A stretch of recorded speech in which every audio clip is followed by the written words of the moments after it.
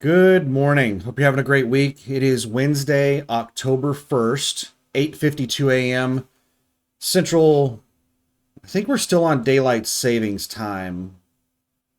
I think we switch off daylight savings in, is it October or November? I can't remember. But I think we're still on daylight savings. So I think we're still Central Daylight Time, CDT. 8:52 a.m. here in Oklahoma City. I would have gotten the video started earlier, but I had some business stuff to take care of at 8 a.m. when everything started opening up, and I'm still awaiting phone calls.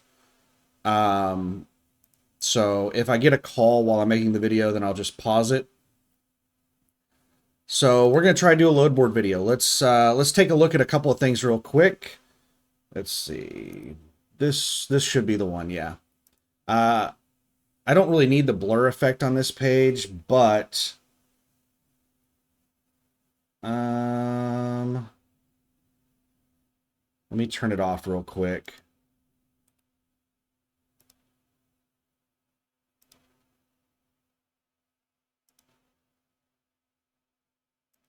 There. That should have turned it off for a second. So what we're looking at on this page is just an overview of the markets.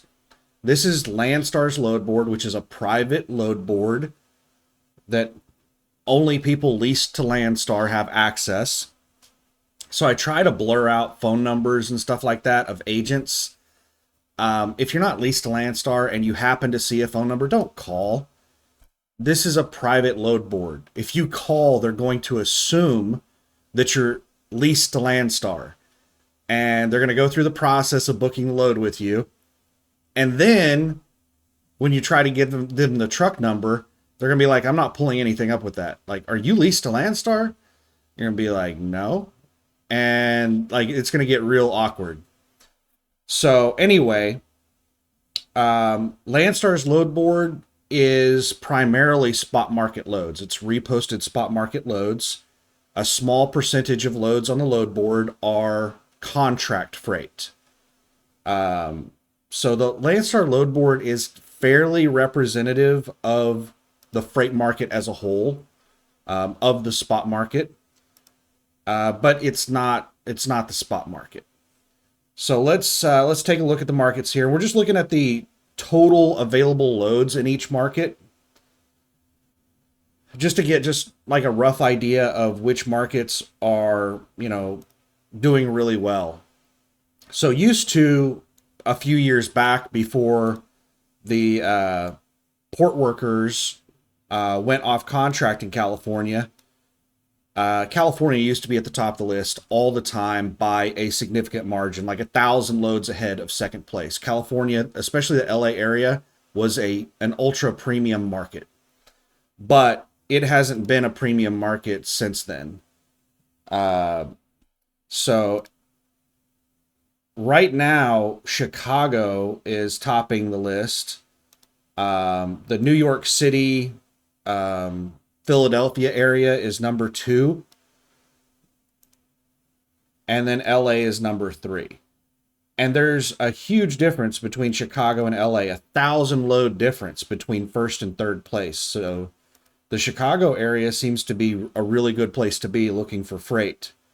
And then the Philadelphia, New York City, Baltimore area, a place that I will never go to, also seems to be a good place to look for freight.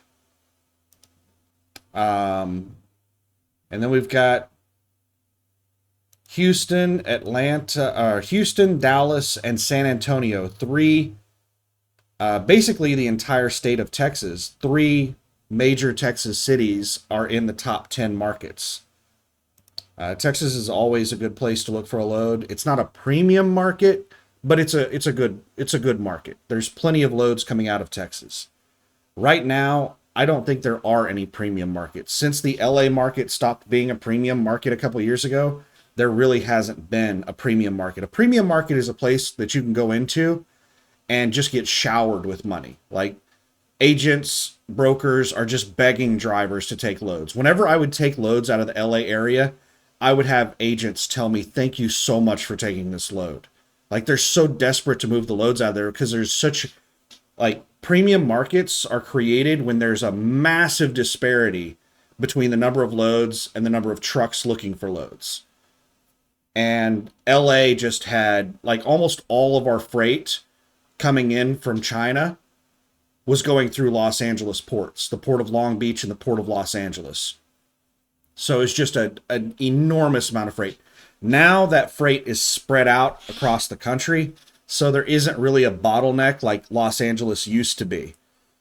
But yeah, this is just kind of an overview of the markets. And Milwaukee, which is really close to Chicago, is also in the top 10. So that means that the Chicago area, the Chicago-Milwaukee area, because those cities are really close to each other.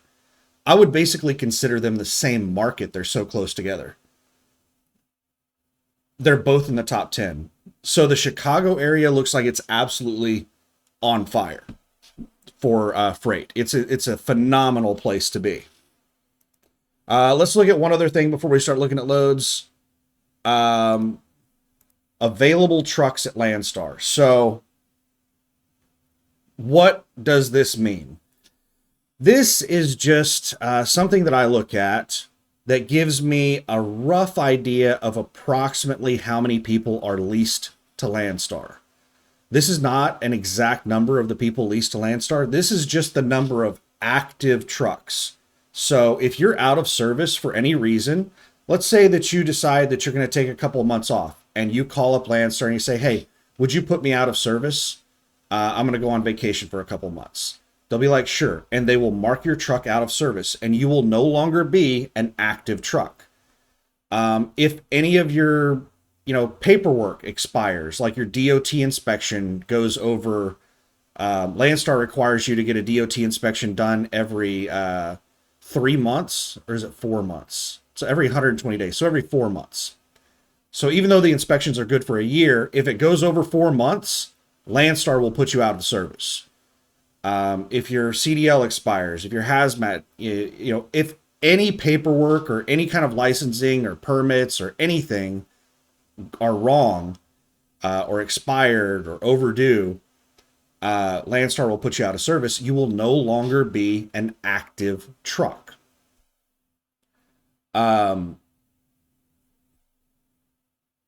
Get truck count. 7646. Just a second here. So I noticed that get truck count. So the number just went up by 5 trucks. So 5 trucks were probably out of service and they fixed whatever issue, they sent in their DOT inspection or whatever, and 5 people just came back into service. This number fluctuates all day long. So I cannot remember what the last number is, but this looks really low. I don't know if I've ever seen it this low. I think like right around 8,000 is the lowest I've seen it. So yeah, whenever I first leased onto Landstar, they had over 13,000 active trucks. They are at almost half that number right now. The freight market's bad. It's been bad for a couple of years, and there is nothing really like expected in the future to make the market turn around. There is something that could potentially not like make the freight market turn around, because we have 2 sides to the equation on freight rates. We have the freight market, and then we have the number of trucks. There is something happening to the truck side of the equation that might actually help improve the industry. It might help improve rates. It might help improve work conditions. We'll talk about that. Landstar's number of trucks is, let me turn the blur effect back on. Oh, that's not what I wanted. Let's do that one. There we go.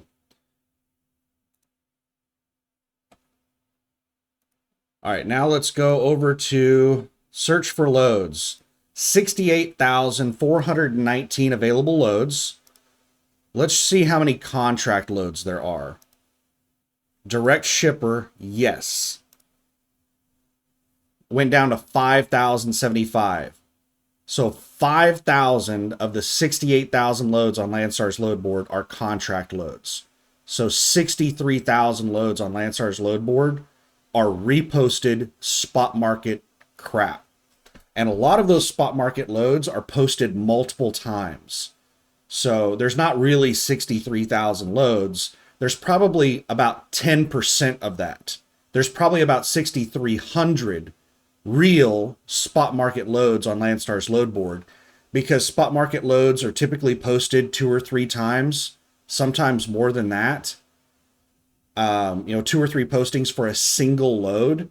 And also, these agents are not very good at removing loads that are no longer available. You'll call to book a load. They'll be like, all right, let me check and see if that's still available. And they'll call the broker that has it, and they'll come back and they'll be like, looks like that load's covered. We'll remove it from the load board. Landstar refers to it as a dirty board because the agents don't clean up after themselves. And Landstar laughs and jokes about that. It's an enormous waste of time for us, the trucking companies, but Landstar thinks it's hilarious because Landstar is completely on the side of the agents. They don't really care too much about the drivers. They see they see the drivers, the trucking companies, as easily replaceable. So, all right, this is Glenn. I've got to pause this. Actually, let me. Hey, it's Daniel. Hey there. So, I was calling to see about a preventative maintenance on my truck and APU. I was checking to see when you guys would have availability and see about the price.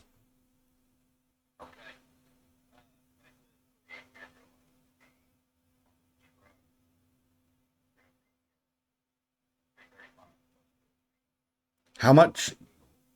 How much did you? 335 for just labor and oil?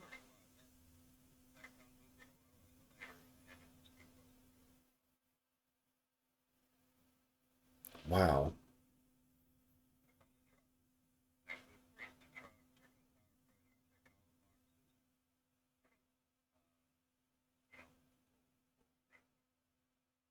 And what about the APU?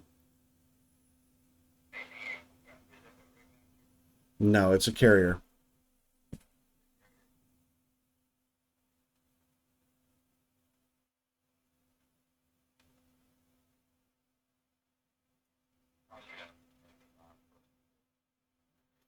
All right, I've already ordered all the filters for the truck and the APU. I've already got all that stuff. Um,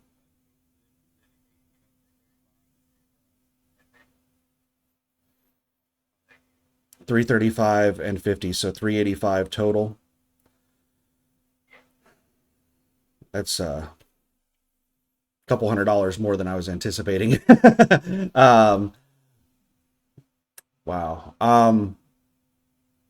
All right, there's one other ask that I have, and I'm okay with that price if you'll do this as well for the same price. I would like to replace the coolant filter. Now, normally replacing the coolant filter is like 1 minute. It's not a big deal because there's a little cutoff valve. But everything that I've been told by every mechanic is that you should not use that cutoff valve if your truck is older than like a year, because the O-ring goes out after like a year.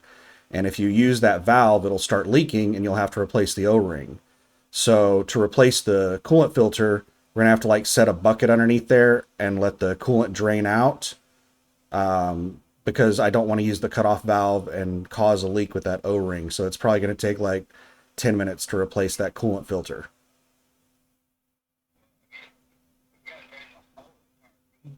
Not, no, no, no, no, not the whole coolant system.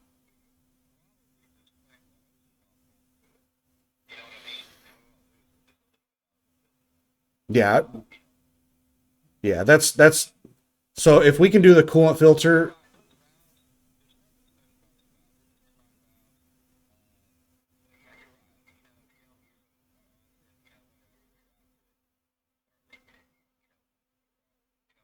yeah.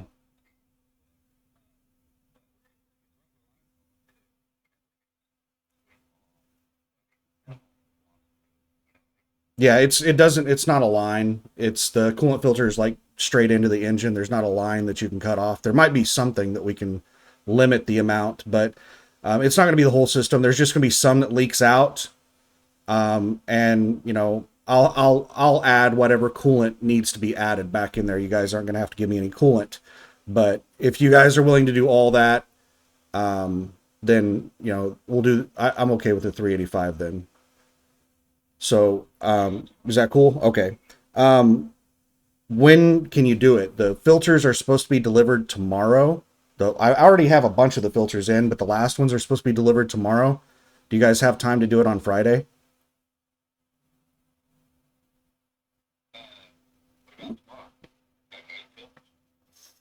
I don't know. The filters are supposed to come in. UPS has them scheduled to come in between 2 and 5 p.m. So they're going to be coming in late in the afternoon tomorrow.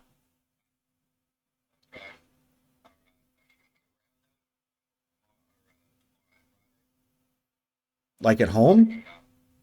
No, I live on the opposite side of town, northwest Oklahoma City. Over, so no, I'm at home. So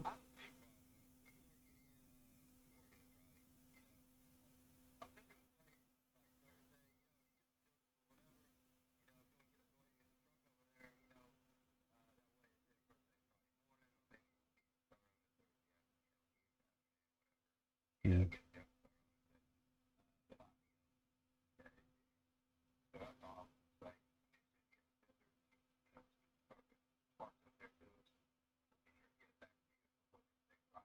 Mm. Yeah, I'll what time do they get there Friday morning? What time do they open up the shop?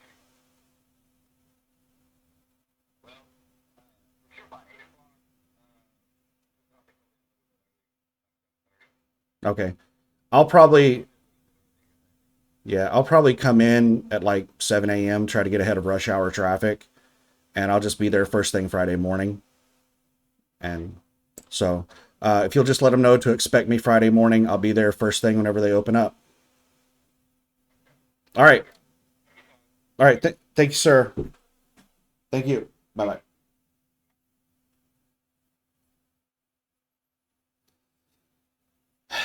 That that is a lot more expensive than I anticipated.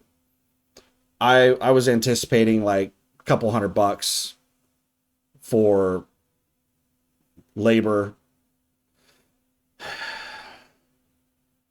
I was thinking like total cost $200 to $250 for labor, oil, and grease.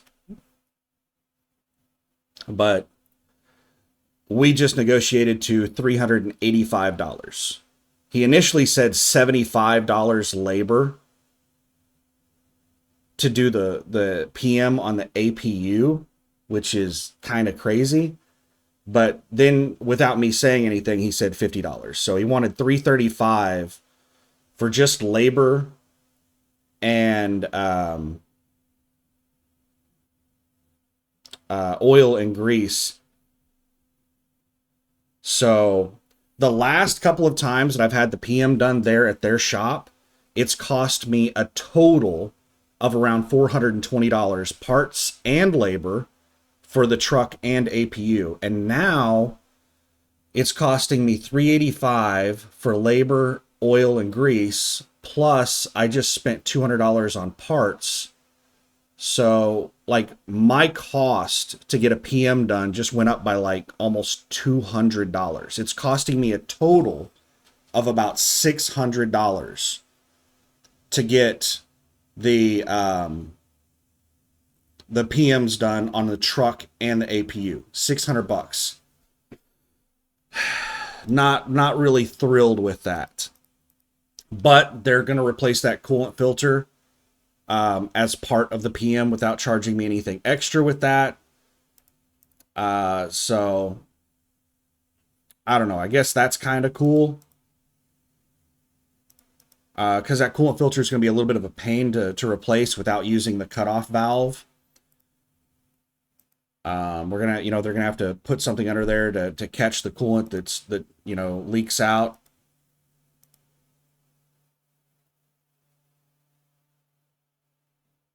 Okay, so now let's go to the load board. So if I remember correctly, there was somebody that was asking about loads over in the Myrtle Beach, Georgia area, which is really close to Florida. Used to, you could take loads to Florida and they would pay a premium to go into Florida because Florida is one of the worst freight markets in the country. There's just so much freight going into Florida and so little freight coming out. There's just a massive disparity. So it's good to take loads into Florida. You get paid extra, but like the loads coming out of Florida pay nothing, literally nothing, like 80 cents a mile. It's like that's normal for loads coming out of like Miami. Like no joke. You're gonna get paid like $1 a mile to haul loads out of Miami. So people realized that it's a lot better to just deadhead out of Florida to Georgia and haul loads out of Georgia. And a lot of people started doing that, and the freight rates in Georgia plummeted. So the Atlanta area used to be a really premium market. Well, I don't know if I go so far as premium, but it used to be a really good market. But now so many people are deadheading out of Florida into Georgia that it's driven Georgia down to where the Atlanta area isn't that good anymore. So Myrtle Beach, maybe it was Myrtle Beach, South Carolina that the person was asking about. Let's do 150-mile radius. I think that they were wanting, we'll do flatbeds and vans. I think they were asking about flatbeds. There's only 27 contract loads within 150 miles of Myrtle Beach. We're not going to look at spot market loads. If you want to see spot market stuff, there's tons of spot market, load board videos out there, and spot market loads they're not even worth looking at. The prices that you see on Landstar's load board are usually just completely fictitious. The loads are usually not even available. I don't even like looking at spot market loads on Landstar's load board. So we're just going to look at contract freight today. We're only going to look at the contract loads. So 150 miles around Myrtle Beach, flatbed loads, and then we'll do dry van after that. 27 loads. Let's look through them real quick. All right, it sorts alphabetically by agency, so we're going to change it to sort by revenue. So we've got North Charleston, South Carolina to Tulsa, Oklahoma.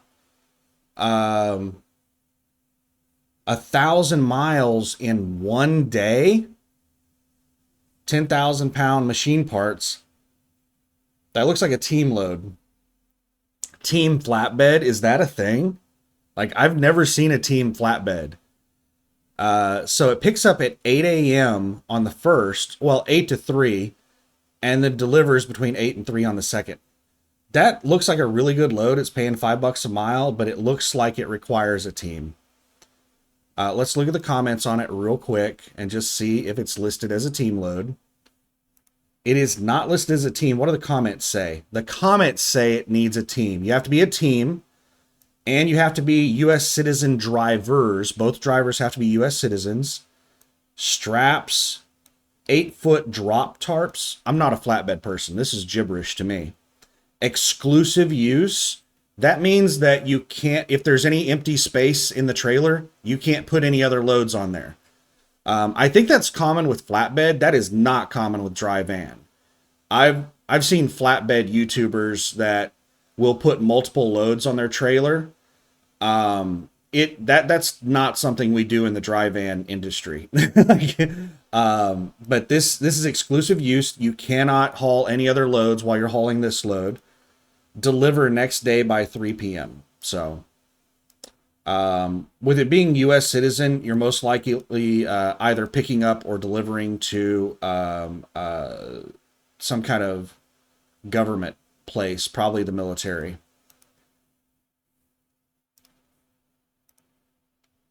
So that's a highly specialized load. Flatbed teams are really rare.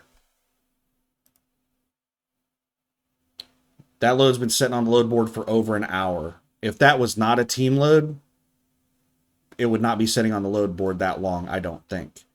And if it was a dry van load, it definitely wouldn't be sitting on the load board that long. That would be a really good price for a solo dry van. So let's see what else we got here. Nothing else looks too amazing.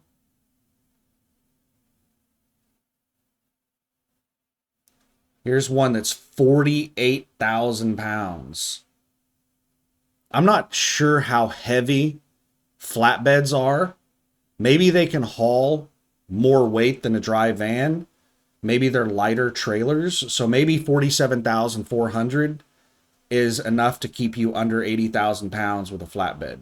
That's not something that you could haul with a dry van and be under 80,000. But this one agency, the FKY agency, has tons of these loads. They're all listed at the exact same weight or really close to the same. Yeah, the exact same weight. So the 47,400 pounds is probably just the max contract weight. That's probably not how much these loads actually weigh. Let's look at the notes on one of them and see if there's any comments about the weight. No comments. So a lot of agents just like put in fake information on the loads. If you see an agent posting a whole bunch of loads that have like the same information on every single load, it could be identical loads. You know, they always haul the same stuff out of the place all the time, or it could just be made up numbers. Like if the agents don't know exactly what the weight is, then they'll just make up numbers. And they'll usually put in like what the max contract weight is, or they'll just say, oh, like one of the common things the CGI agency and the VAM agency do is they'll say, oh, the average weight of these loads is like 32,000. The max contract weight's 42,000 pounds, but they think in their little mind that the average weight of the trailers is around 32,000 pounds. That's not true. Every trailer I've ever hauled for CGI was over 36,000. They try to squeeze as much in the trailers as they can. But that's the SIA account that I'm talking about that CGI has. And VAM agency also has some of the SIA account stuff. All right. I'm just going to scroll through this real quick. You can pause the video, look at details if you want. Sorry about the flickering with the load board. This is a janky load board. This is the new beta load board. But they keep telling us that we should be using this load board over the other load board.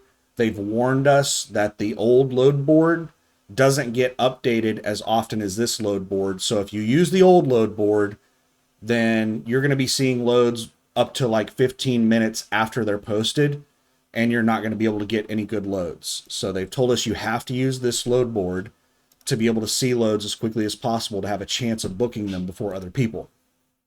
All right. Now let's look at dry van. I'm just going to select van. We're going to do needing power only. And we're going to do containers. And I'm going to change it over to team no. Teams are specialty loads. So we're not going to look for teams today. So now the same radius, same everything. We're just looking at van loads and power only loads around Myrtle Beach, South Carolina. And let's sort by revenue again.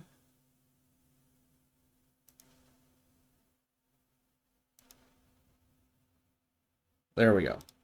Goldsburg, North Carolina to Hayward, California, power only, 37,000 pounds, 263 a mile. That's okay. It's not bad, not good. You have plenty of time. It looks like it's like, you know, the pickup window is between the 1st and the 3rd, and the delivery window is between the 6th and the 8th. I love big windows. Like I wish every load had big windows for pickups and deliveries. Instead of like everything being so precise. But this is an interesting looking load. Let's take a peek at it. And we're going to talk about, I still haven't forgotten to talk about what's possibly changing on the freight rate equation. We'll talk about that in a second when I'll find a freight market that has a whole bunch of loads, and as I skim through the loads, I'll talk about that. So there's no comments. Direct shipper doesn't really have anything on it. This could be like you have to leave the trailer there for 2 days for it to get loaded, and then whenever you deliver it, they get 2 days to unload it. Who knows? Oh, did it have team on it? I forgot to check. No, it's not listed as team, but that doesn't really mean anything. These agents are horrible at properly listing these loads. Like you saw just a second ago, they did not flag it as a team. They just put down in the comments that it was a team. So yeah, irritating. It just wastes a lot of our time when we're looking through the loads. We have all these filters that we can use to sort through them, but they're useless if the agents don't properly list the loads. SUL agency. This agency is notorious for big stop loads, like huge number of stop loads. I've actually had to, like, I've never hauled a load for this agent. I don't have anything against them. They're not blacklisted or anything, but I've actually had to block them on my load alerts because of so many load alerts being posted in the Portland, Seattle area. Whenever I'm over in Portland, I'll just get flooded with loads from this agency, and they're all just really bad, huge stop loads. I think these are the cabinet loads. The SUL agency. I think somebody told me that this is the agency that has the cabinet loads.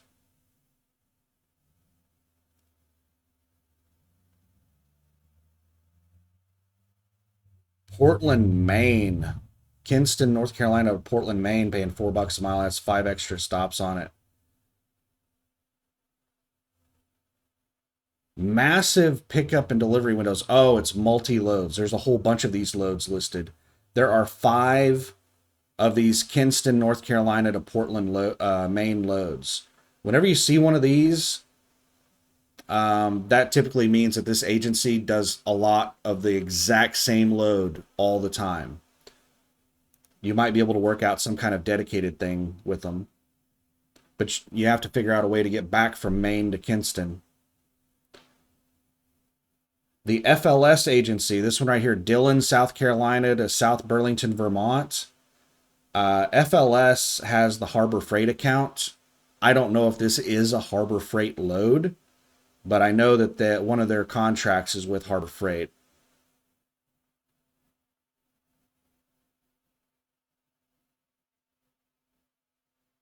McBee, South Carolina to Maspeth, New York. I have no idea where Maspeth, New York is at. It's paying $4.34 a mile. It has 1 extra stop on it.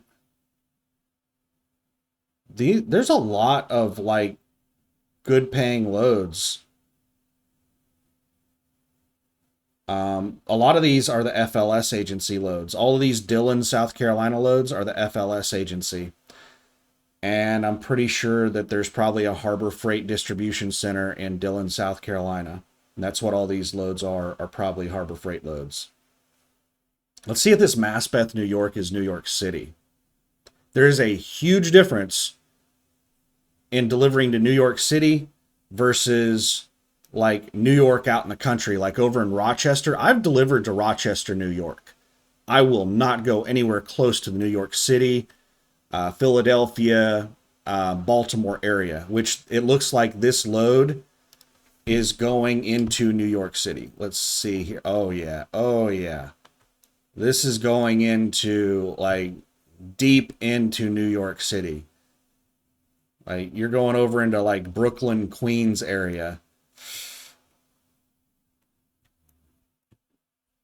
Yeah, this whole area that right here, Baltimore, Philadelphia, New York City. This is one of the most congested areas in the entire country. And I refuse to go into this area. I've gone through here one time, like 20 years ago. I did a delivery into New Jersey. Where the hell is New Jersey?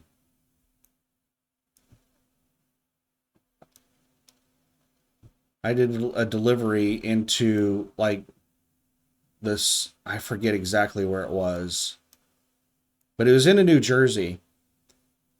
And I remember I had to pay a toll to go across a bridge to get into New Jersey. And I was surprised at how rural New Jersey was. I delivered a load of computers from Northern California. It was one of the biggest mileage loads I've ever done. Well, the last load I did was bigger. I did over 3,400 miles on the last load, driving circles around Oklahoma and Kansas. But this was like a 3,200 mile load from Northern California to some warehouse in New Jersey. And I expected when I got to New Jersey that it was going to be very congested, lots of urban, tall buildings and dense population, all that stuff. When I got across the bridge into New Jersey, it was like farmland. The place I delivered to was a warehouse just kind of out in the middle of nowhere, surrounded by farmland and like agriculture, like cows and stuff. I was like, man, New Jersey is quite rural. Unless you get really close to New York City, then I'm sure it becomes much more congested. So let's scroll through these real quick. I'm going to stop talking about them. You can pause the video and look at them if you're interested. Somebody else was asking about, they wanted me to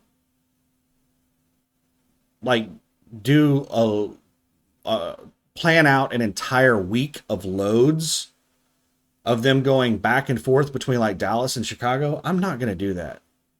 That's a lot of work. That's something that they actually have you do in Landstar orientation. And how many loads are on this list? 91.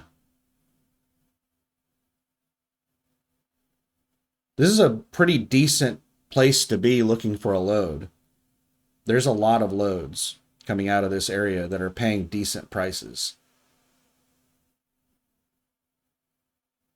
But in Landstar orientation, they have you go to the real live load board and do a trip plan for a week and see like how much, you can make for the week. And in my class, I had the biggest week out of everybody by a significant margin. Second place was close to me. I think I did a week where I was going to make like $12,000 or $13,000 gross to the truck for the week. And the second place person had like $8,000 or $9,000, and they thought that they were gonna, have the best week, and they were upset that I beat them so bad. And they were like, "Well, that's not very good because you're ending your week in Brownsville, Texas, so you're gonna have to deadhead from Brownsville to another place." So, they were trying to like poke holes in my my week of planning, and everybody else in the class had like $4,000 weeks, and they were just really confused as to how us two were planning out such big weeks. But I don't like running like that. I don't like doing a whole bunch of loads in a week. I like to just do one big load per week. The pickups and deliveries are a pain in the butt. All right, we're going to look at the Dallas market, and then we're going to look at the Chicago market, and then I just want to look at the whole load board and see what big loads are on the board. So let's edit this. Let's go to Dallas, Texas, and let's change the search radius to 250 miles on these searches. Oh my goodness, 533 loads available. So we have to put some kind of filters on here. So let's put a minimum rate per mile of 250, and that got rid of half the loads. Half the loads, this is contract freight. This is not spot market nonsense. Half of the contract loads within 250 miles of Dallas are paying less than $250 a mile on the full rate. And for those of you who don't watch my load board videos very often, let me explain this real quick. Every price you see on the Landstar load board is the full rate, the amount the customer's paying. I get about 70% of that. I get 65% of the line haul, 100% of the fuel surcharge, and then all the accessorial pay, I get a mixture of 65 to 100% of.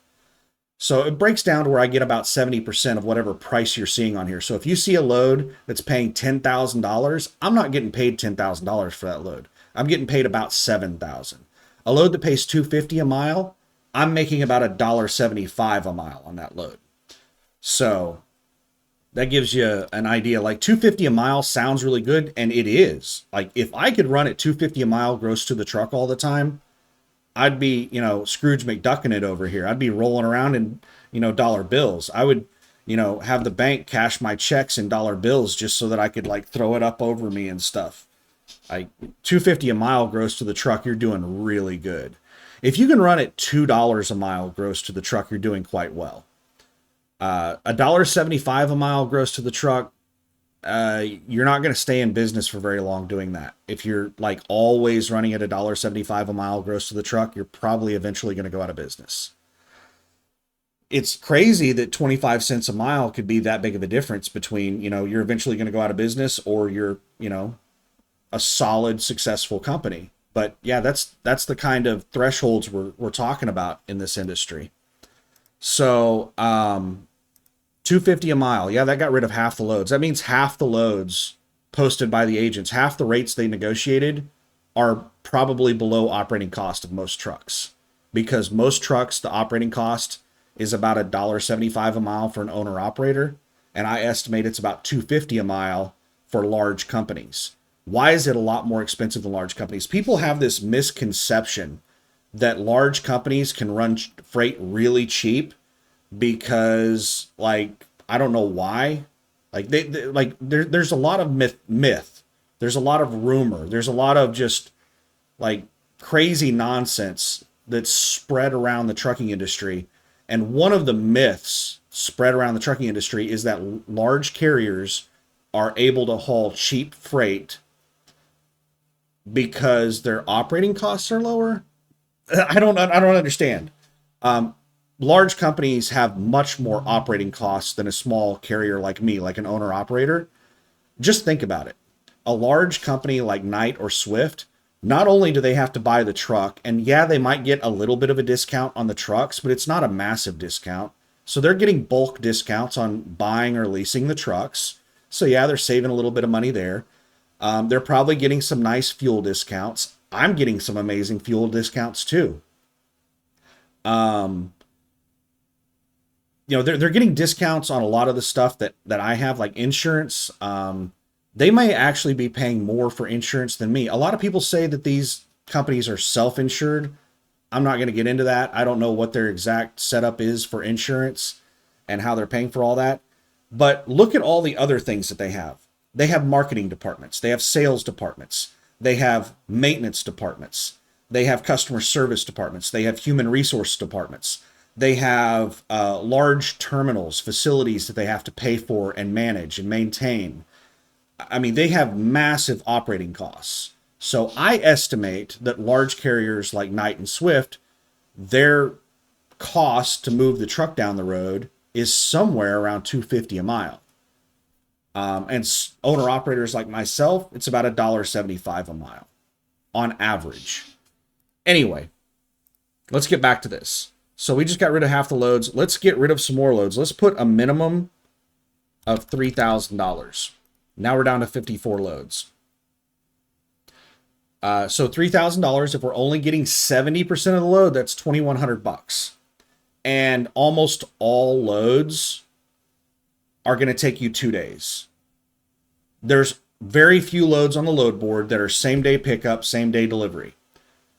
You're going to pick up today, you're going to deliver tomorrow. So almost all loads on the load board are 2-day loads. So at $2,100 for 2 days, that's $1,050 a day. $1,000 a day, you're doing really well. If you're making $500 a day, you're doing really bad. So now, let's see what we got. I'm going to sort it by revenue. I'm just going to scroll through it. I'm not going to make any comments on it. And we're going to look at the Dallas market, the Chicago market, and then, come on, sort. There you go. The LTL agency has all the top loads here. That's the Ream Rude account. So we're going to talk about what could possibly be changing on the freight rate equation. The freight market doesn't look like it's going to improve, but the number of trucks might change. So what I'm just going to scroll through these and talk about this. So this is a little bit of a touchy subject, so I don't want to get too much into detail on it. But in the freight market, we have a tremendous amount of foreign labor. All right, that's all of these.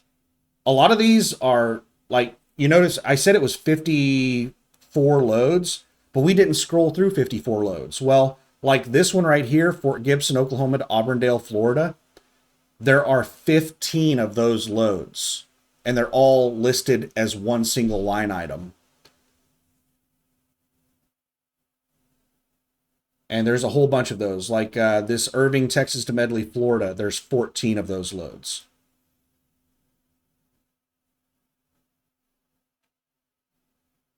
All right, so now let's go to Chicago.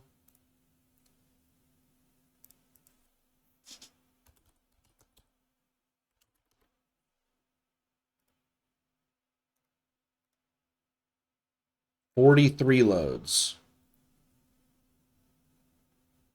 So this isn't going to take as long as I expected to. There's a lot of loads going to Florida. I usually exclude Florida from my search results because you get like a massive number of Florida loads, and they're not good loads. They're paying a premium to go to Florida, but it's not enough of a premium. I generally won't consider Florida or Denver, anywhere in Colorado. Florida and Colorado, I usually won't consider those places for any less than $5 a mile on the full rate, of which I get about 70% of that, which is about $3.50 a mile gross to the truck.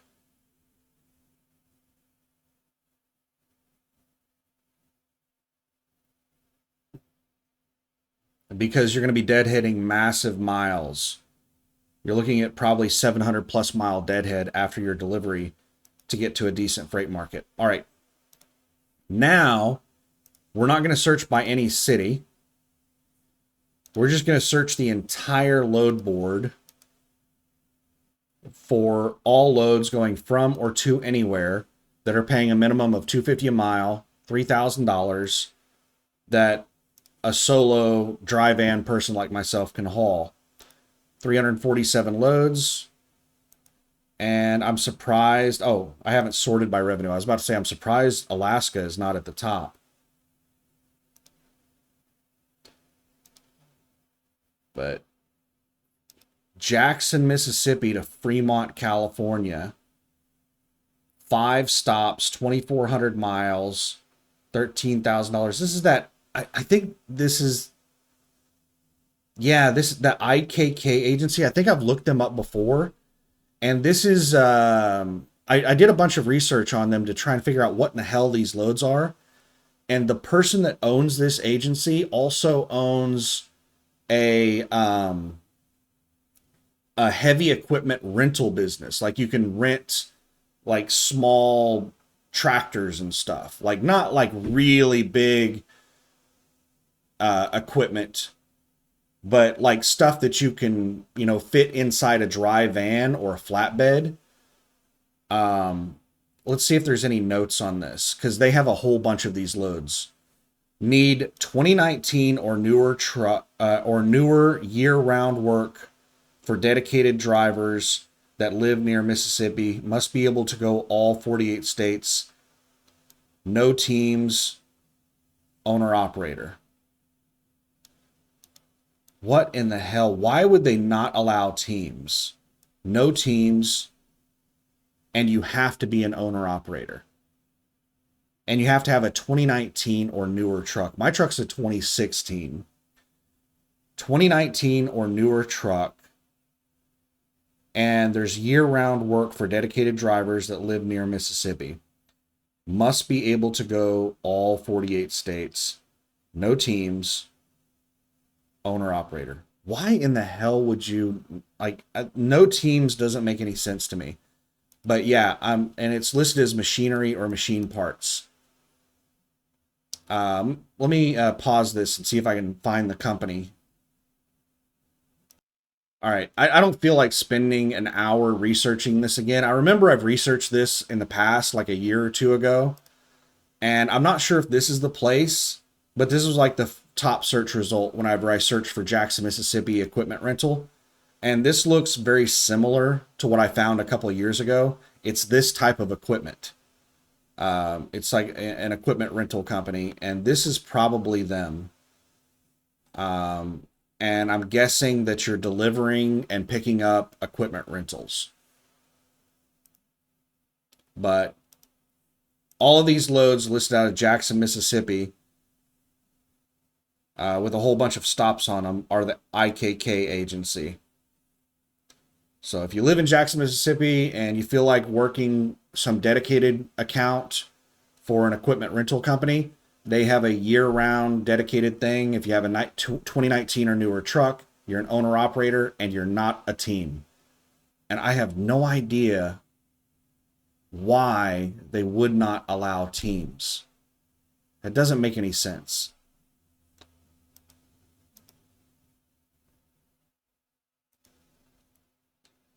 Maybe they had a bad experience with a team once.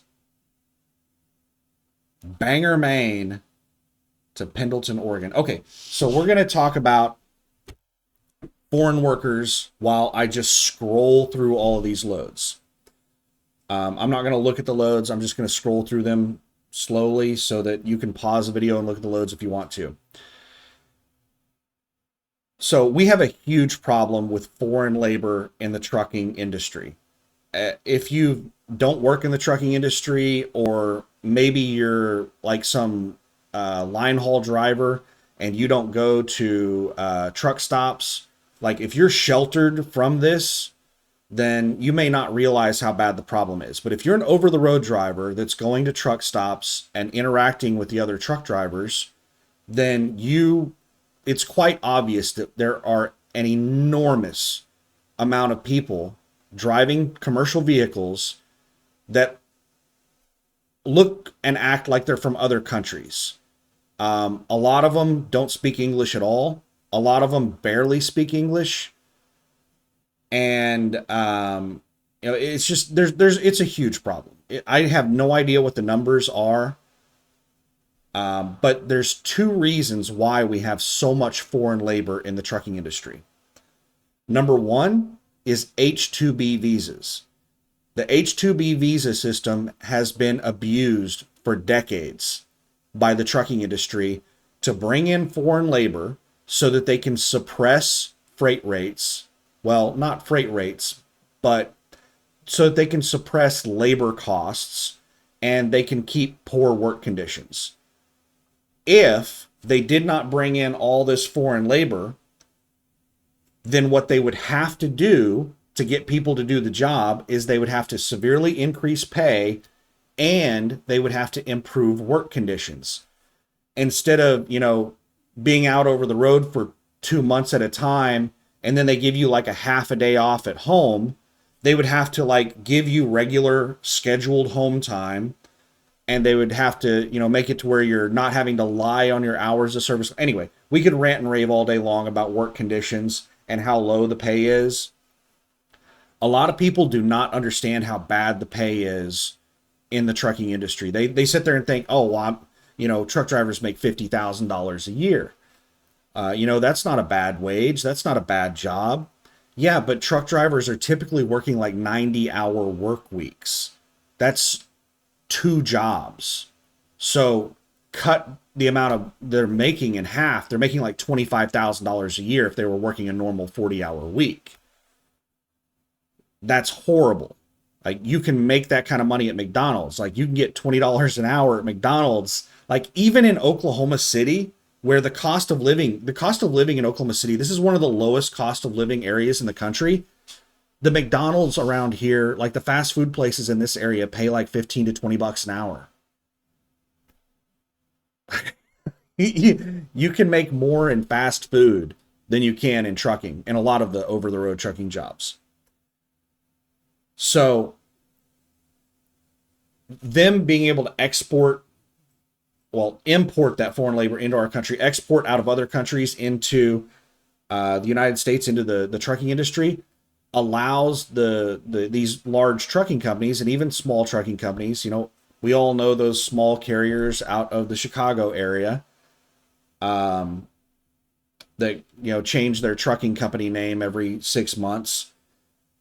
They are able to continue paying low wages and have horrible work conditions because they can find people to fill those roles.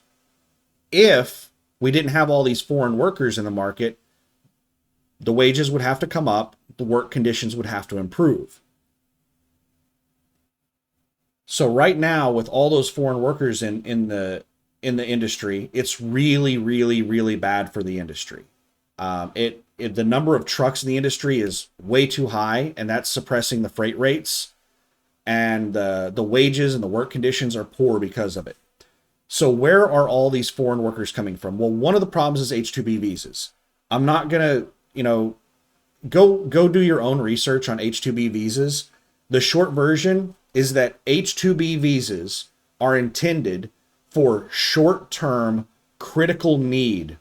So if there's something that happens to where we need workers in this country and it is impossible to fill that worker need with people in the country,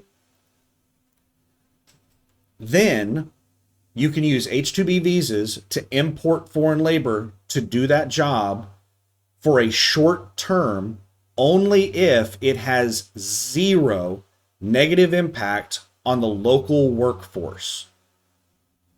Are those conditions being met with how we're using H-2B visas in the trucking industry? No, none of those conditions are being met. They are abusing H-2B visas in the trucking industry. And that is a big reason why they perpetuate this driver shortage myth, is so that they can continue using the H-2B visas to bring in foreign labor into the market. That's one of the big problems. Another big problem is illegal people who are in the country illegally. I know, that's insane. How is somebody that's in the country illegally, that's not allowed to be in the country, how are they able to get a commercial driver's license? Like a specialized federal license? Well, they are able to get it because there are a couple of radical left states in the country that are issuing commercial driver's licenses to people who are in the country illegally. That is the reason that I decided to talk about this subject, is because I watched a news article from here in Oklahoma City from one of the local news stations.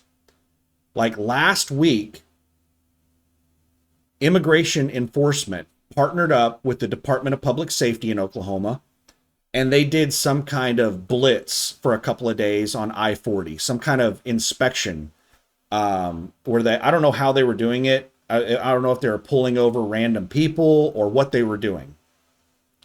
But for a couple of days on I-40 in western Oklahoma, so coming into Oklahoma from Texas eastbound, from basically Amarillo into Texas, that area, for a couple of days, they were checking vehicles coming through the area for illegal people who are not supposed to be in the country.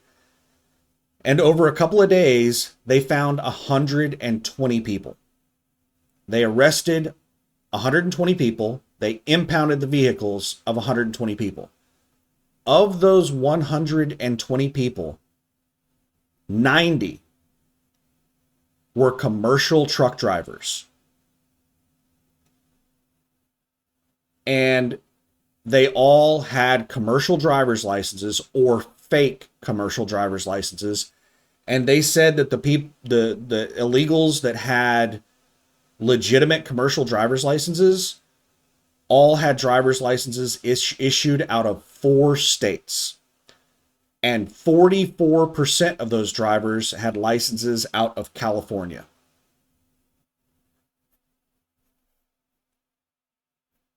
So I could keep droning on about the problem, but what does this mean? There are three things that I'm aware of that are happening right now that are getting foreign workers out of the trucking industry. Let me double check on one and see if it's still in effect. H-2B visas were suspended for the trucking industry whenever that illegal person, the person that was in the country illegally that had a California CDL, did a U-turn in Florida and killed a family of three. That brought a lot of attention to the trucking industry, and they suspended H-2B visas for the trucking industry when that happened. Let me check and see if that's still in effect. Let me pause this real quick. All right, I'm scrolling through to see if there's an article. I'm not seeing any articles about the suspension being lifted, but as I'm scrolling through the articles, I noticed this headline right here. This gives you some idea of how many foreign workers we have in the trucking industry. This is looks like a CDL Life article. It says the headline is nearly 65,000 more, not total, more foreign truck driver visas made available to trucking companies for 2025. So they increased the number of H-2B visas for the trucking industry by 65,000 for 1 year. In 1 year, they increased the number by 65,000. I'm going to pause this and I'm going to take a look at this article and see if this article lists like the total number of H-2B visas that are that were being issued. Let me pause this. All right. This basically says that it doubled. It's saying that these H-2B visas are in addition to the pre-existing 66,000 temporary non-agricultural worker visas mandated by Congress yearly. So basically, what this article is saying is that there's 130,000 total H-2B visas that are being issued for the trucking industry. I'm not sure if that's accurate. This article appears to be very pro foreign labor, based off of the way that they're presenting it. They're saying it's basically necessary for our country to function for us to bring in these foreign workers, which is not true. So 130,000. The total number of truck drivers, I can't remember. The last number I heard was like 3 million. And we have around 130,000. So that would be, what is that? If the total number of truck drivers is, let me pause this and see if the total number is 3 million. All right. In my quick Google foo, I couldn't find a solid number on the information I was looking for. What it said was the total number of truck drivers was around 3.5 million, which that makes it sound like it's a very small percentage. But here's the thing. Where are all of these foreign workers? Are they working at UPS, at FedEx, at XPO, at Saia? No, they're not working at the good trucking jobs. They're not working at Walmart. They're working crappy over-the-road jobs. How many over-the-road truck drivers are there? If you go and look at all the largest trucking companies, it's all the LTL companies. Like UPS, I think, is the largest trucking company in the United States, and it's a significant gap between them and everybody else. They have something like 110,000 trucks. Landstar is one of the largest over-the-road carriers, and they have like 8,000 trucks. I think Swift, Knight Swift, US Express, like all of their companies, like I think they have maybe 30 or 40,000 trucks. I think they're the largest over-the-road carrier. So I'm not sure exactly how many over-the-road trucks there are, If I had to guess, since most of the freight market is all right, let's go out of this and let's go back to scrolling. While I'm talking, we'll scroll through this. If I had to guess, I would say the over the road trucking is probably, God, it's probably under 1.5 million. If I had to put a number on it, I would guess there are probably about 1.5 million over the road truck drivers. I suspect that 2 million out of the 3.5 million truck drivers in the United States are local and line haul drivers.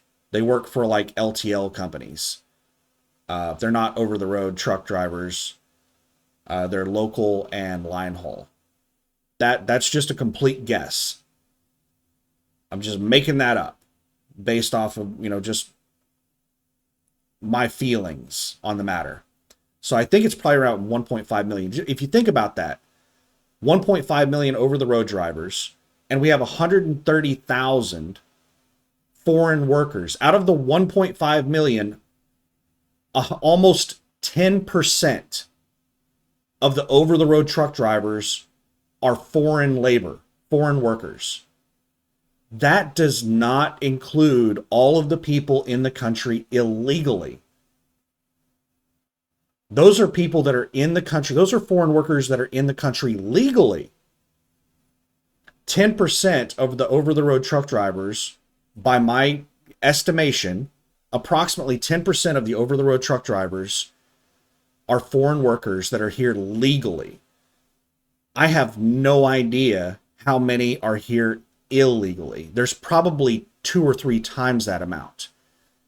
It could be 30, 40, even 50% of the over the road truck drivers are foreign workers.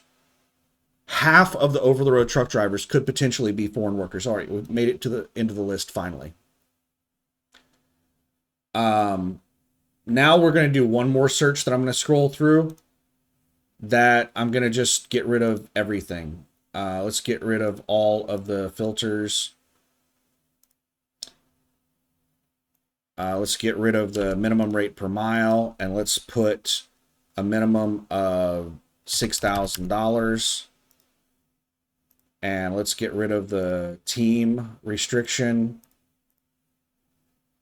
129 loads. So this is all the contract freight. That like this could be oversized, overweight, team. It's probably a lot of oversized, overweight loads. But we're just going to see what the big loads are. One of the things you used to see on Landstar's load board whenever I first leased on is you used to see loads listed for $100,000 all the time. And those were event loads, like tours. You would go on like a 3-month tour where you just haul stuff on like a concert tour or a convention or whatever. You never see those loads anymore on Landstar's load board. All right, let's sort this by price.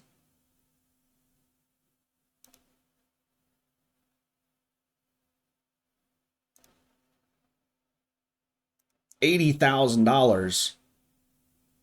Houston, Texas to Milford, Utah, 1,500 miles at $54 a mile. 106,000 pounds. How much you want to bet it's also oversized on top of being overweight? $80,000 load. Your permit cost, your cost for your equipment, and your cost for all of your escort vehicles. Yeah, it's really expensive to haul these oversized, overweight loads. Yeah, these are all like $88 a mile, $18 a mile, $171 a mile. We'll look at the comments on these and get some kind of idea as to what they are. One of the top loads are those Jackson, Mississippi rental loads, $13,000. So I'm going to scroll through the entire list real quick, and then we'll come back up to the top and see if there's any comments on these big paying loads while I finish talking about the foreign workers.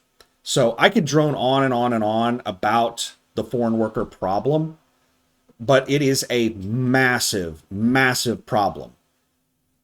Over the road and like LTL companies are not really in direct competition with each other. UPS, those line haul companies, they have a completely different business model than truckload companies. Like Swift. UPS, their customers are just, businesses and residentials that are shipping packages. And over the road companies charge basically by the trailer load. It's a completely different business. So when we're talking about the 3.5 million total truck drivers, when we're talking about the foreign labor issue, we need to specifically be addressing the over the road truck drivers, not all of the line haul and local drivers. That's a completely separate problem. And they do not have a foreign worker problem in the local and line haul areas. The foreign labor problem is specific to over the road, which I estimate there's probably around 1.5 million over the road drivers. About 10% of those are people here on H-2B visas, foreign workers that are legally here on H-2B visas. And there's an unknown number of illegal immigrants that have valid CDLs or are just driving trucks with fake CDLs or no CDL at all. If I had to put a number on it, I would guess that about 50% of the over-the-road drivers are foreign workers. That is a huge problem in this industry, and that is one of the biggest reasons why our rates are so bad. What is happening that could potentially change that? There are 3 things that I know of that are taking place that could potentially change that. Number 1, they suspended H-2B visas. That could potentially get rid of 10% of the workforce, but it's going to take time. People that already have visas can stay until their visa expires, and they're not going to be able, I don't know if the suspension affects renewals or if it's just new visas. I think it is renewals, and H-2B visas are supposed to be short-term visas. I don't know how long they're issued, but people typically get them renewed over and over and over and over again. With the suspension, we could see 10% of the over-the-road drivers disappear within a year or two if they keep the suspension going. If they, stop, they keep the H-2B visas stopped. So that could be 10% of the over-the-road drivers gone within the next year or two. The H-2B suspension just started in August, so it's only been a couple of months. So we've probably seen very little, change in the number of trucks because of that yet. So that could potentially be 10% of the over-the-road drivers gone. The next thing is that DOT officers are starting to enforce the law on requiring commercial drivers to be able to communicate in English. You need to be able to effectively communicate in English to be able to operate safely on public roadways in a commercial vehicle. If you can't communicate effectively in English, you can't read street signs, you can't communicate with law enforcement, you should not be driving a commercial vehicle.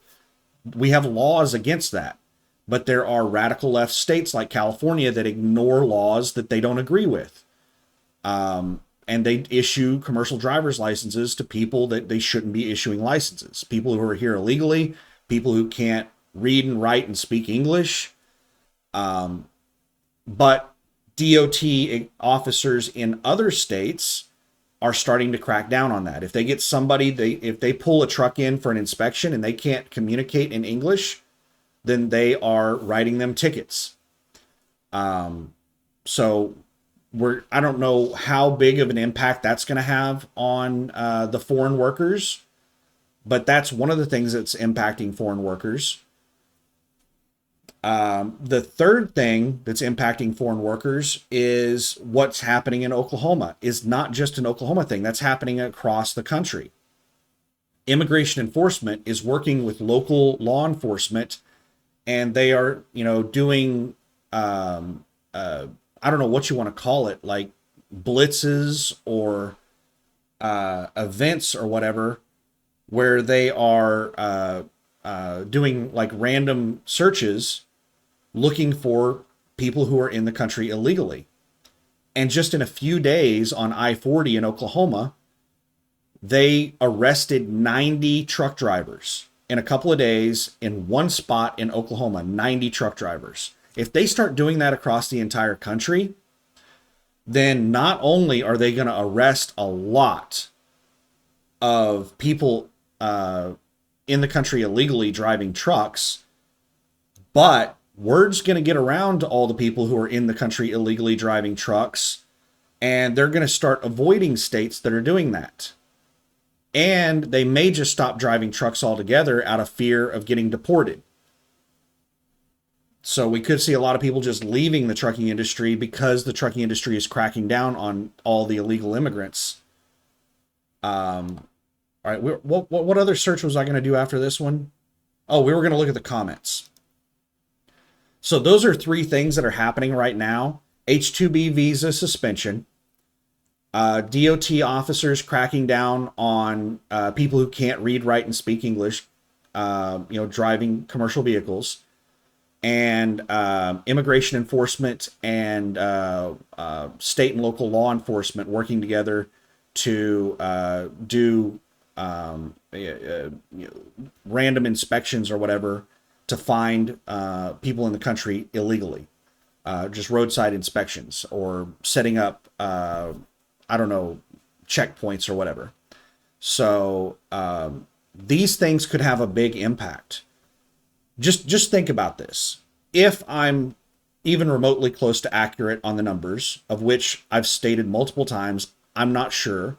I can't find any credible information that says how many over-the-road truck drivers there are. All I can find is a total number of about 3.5 million truck drivers. And I know for a fact that the vast majority of truck drivers are line haul and local drivers. I just don't know what the numbers are. So I'm estimating that about 1.5 million truck drivers are over-the-road drivers. Could be a little more than that, could be a little less than that. And if that article is correct, that there's 130,000 truck drivers here on H-2B visas, that's approximately 10% of the over-the-road drivers. Because those people aren't working line haul jobs. They're not working local jobs. They're all working over the road. And then we have massive numbers. We've had tens of millions of people come into the country illegally over the last few decades. Tens of millions. So the number of people driving trucks over the road in the trucking industry illegally, illegal immigrants, not legal immigrants, but illegal immigrants, could be far more than the legal immigrants. 10%, by my estimation, of the over-the-road drivers are foreign workers here legally on H-2B visas. The number of foreign workers here illegally working in the trucking industry is probably much higher than 10%. It could be as much as 40%. The number of foreign workers working in over the road could be upwards, by my guess, of 50%. And anyone who is an over-the-road truck driver that goes and fuels up at a truck stop across the country and walks down through there and just listens to people talking, and almost everyone is talking in a language other than English, I think every over-the-road driver that drives around the country would probably sit there and think 50%, I could, that sounds very reasonable. Like, I could imagine like half the people out here are not from this country. So I don't think those numbers are very far off, but they're completely made up. I don't have any data to back that up. I can't find any data. Otherwise I would use that. So I'm just making it up. And those are my estimations as to what I think it is. But think about how big of an impact that would have. If right now half of the over-the-road drivers are foreign workers, if we get rid of like 20 or 30% of those, that could have a big impact on freight rates. That could be massive. That could be amazing. We could see that over the next year or two. I don't see anything positively affecting the freight market in the near future, but on the other side of the equation, the like total number of trucks looking for loads, I do see things happening that could be affecting that equation. All right, let's look at this one. Let's look at this $80,000 load, see what the comments are on it. Oh my goodness, is it logging me out? No, it's not. Okay, good deal.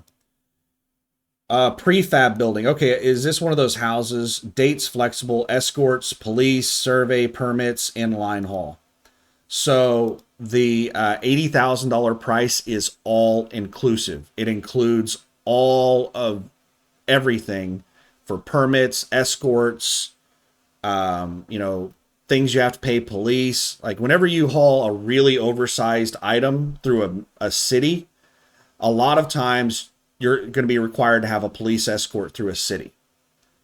So this is, not only is it extremely heavy, 106,000 pounds, it's 40 feet long, 17 feet wide, and 14 feet 7 inches tall.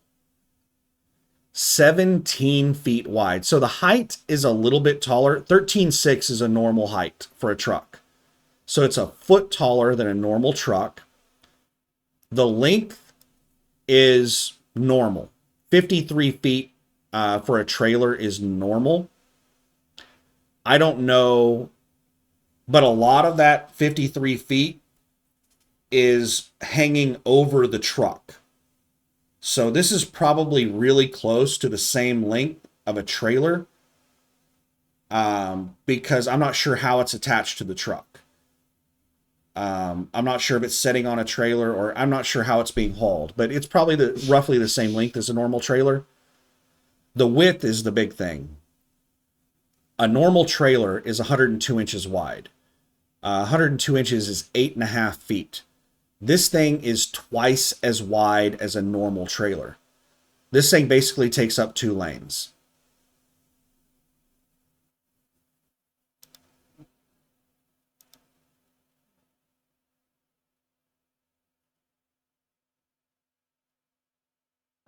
Prefab housing, or prefab building. It's a prefabricated building that you're hauling. All right, let's look at the next one.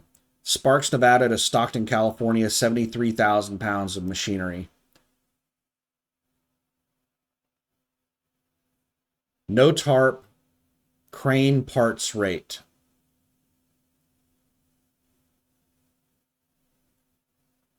Garrison extension number 2. Like, I cannot stand when agents use their own little, like, terminology. Like, if you're going to use, like, shorthand and you're going to use acronyms and stuff like that, that is inappropriate for, like, public, like, just random people. It's inappropriate to use this type of shorthand. This is something that you use with people who understand what in the hell, like, I can decipher this a little bit. So the person that you're calling this agency is Garrison, and Garrison is at extension number 2. That's what this gibberish, I think, translates to. No tarp, crane parts rate. I have no idea what crane parts rate means, but you don't need to tarp it. Crane parts rate. It's 34 feet long, 6.8 feet wide, and 5.5 feet tall. So it's not oversized. Manitowoc 16,000, unit number 3960, crane parts. So it's parts for a crane. Manitowoc 16,000. Is that like the model number of the crane? I could Google that and see. I don't want to, though. So you're hauling parts for a crane that are not overdimensional. They're just really heavy. 73,500 pounds. And it requires a lowboy.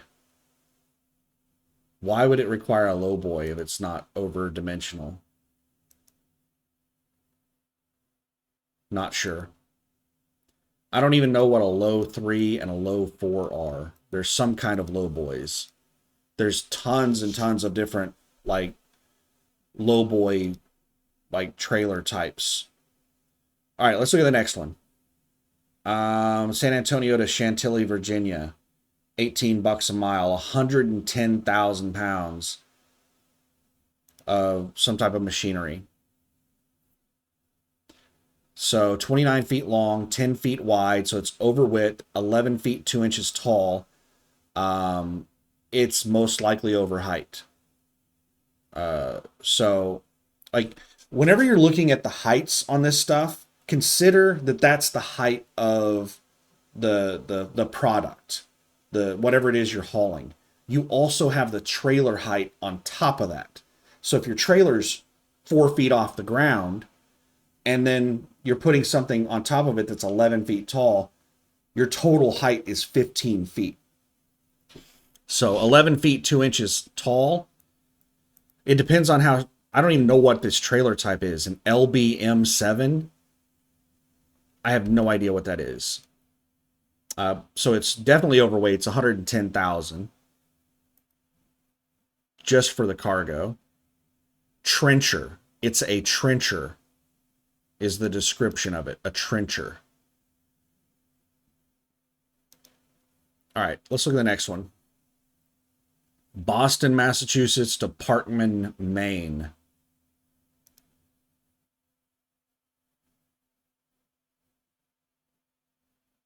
It's only going 227 miles, but it's paying 20 grand. Container. It's only 20,000 pounds. There's nothing about this. It's just a container. There's no height, width, or anything provided. No comments. It looks like a normal container. It's only 20,000 pounds, which is like the normal weight of a normal size container. I don't know why they're paying $20,000 to move this container 227 miles. That's a lot of money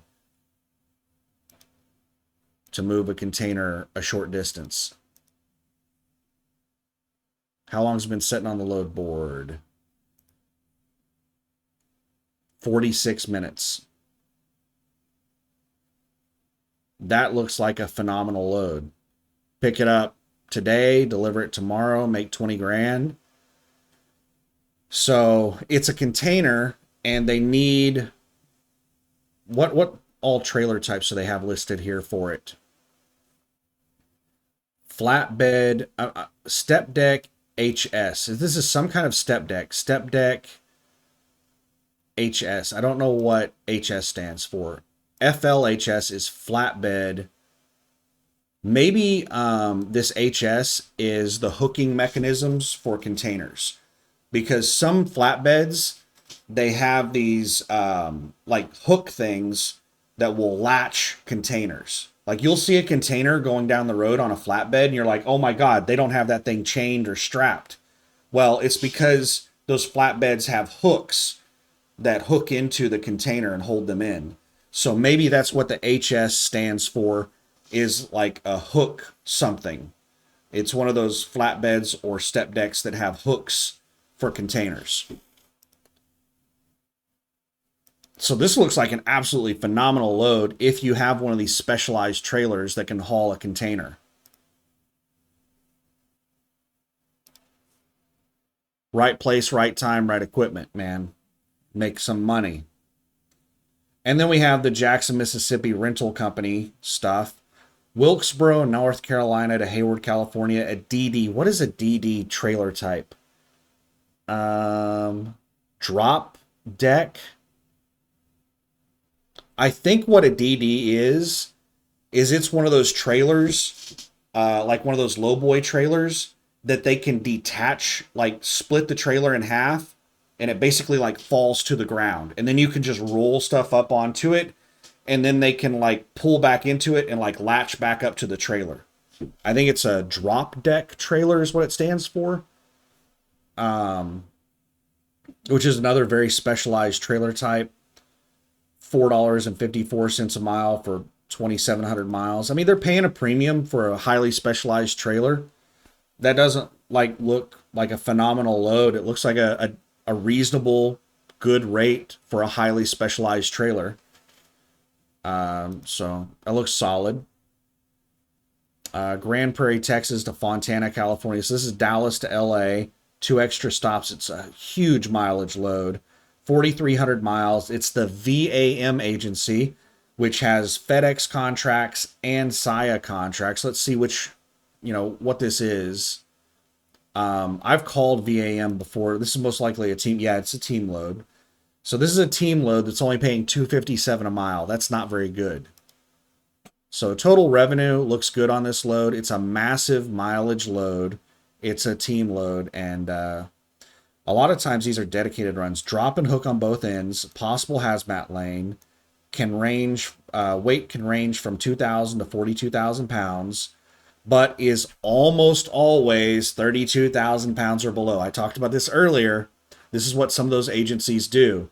They're like, oh, these loads are always like 32,000 pounds or less, even though the contract states that they can be up to 42,000. That's not been my experience. These LTL companies try to cram as much crap in the trailer as they can, and they get as close to that 42,000 mark as they can. I've never hauled a trailer under 32,000 pounds for Saia. So, yeah, 32,000 is a dream. Just a second here. Let me see. What is this? Hello?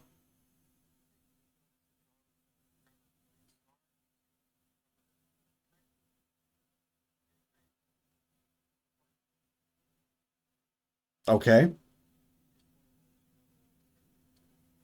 Yeah, I don't know why they gave you my number. I'm not attached to the trailer. I don't have anything to do with it anymore. I'm upset that they took it from me, and I really don't like for them to give my phone number out to people. So, good luck. Have fun. Bye.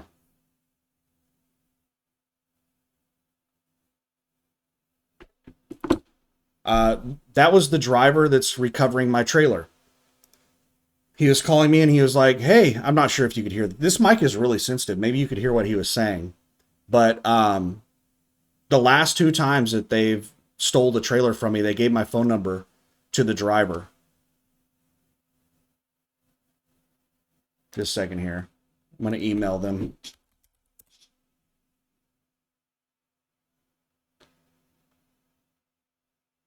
Safety. I'm looking at my email.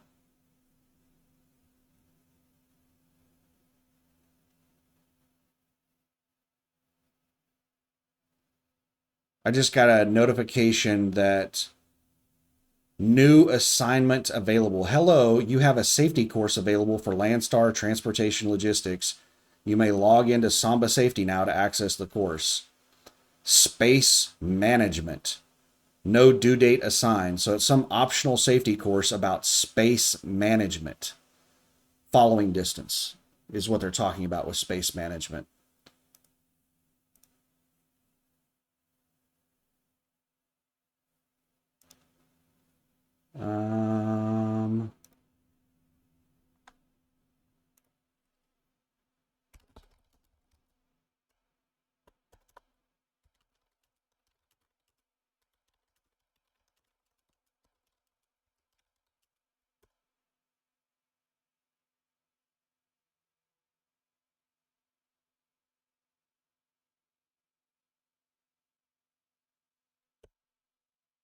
Just a second here.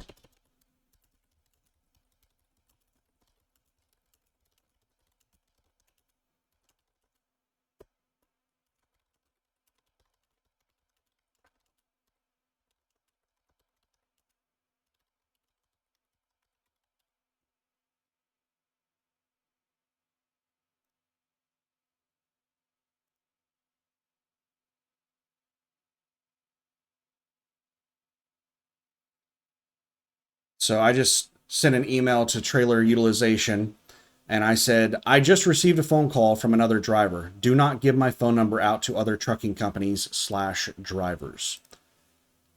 They used to ask, and I always told them no. They would be like, is it okay if I give your phone number to the other driver so that you guys can just talk directly so I don't have to act as a middleman between you? And I said, no, I don't want you giving my phone number out to other people. And then at some point, they just stopped asking, and I started getting phone calls from people. One guy was like relentless. He couldn't find the trailer, and like, I don't answer my phone most of the time. He called me probably over 100 times within a couple of hours because he couldn't find the trailer. And he started calling Big Rig Products and harassing them.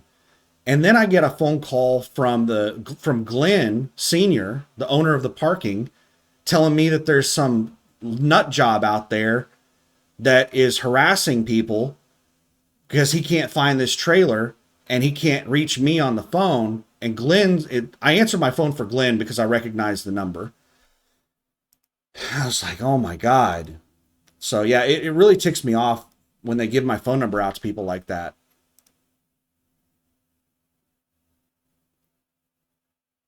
All right, let's go back to the load board.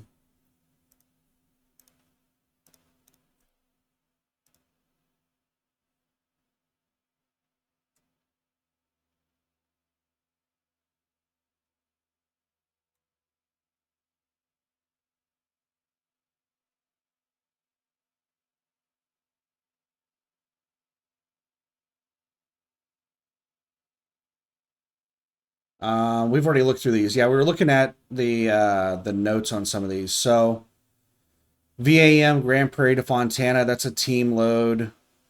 It's not a very good load.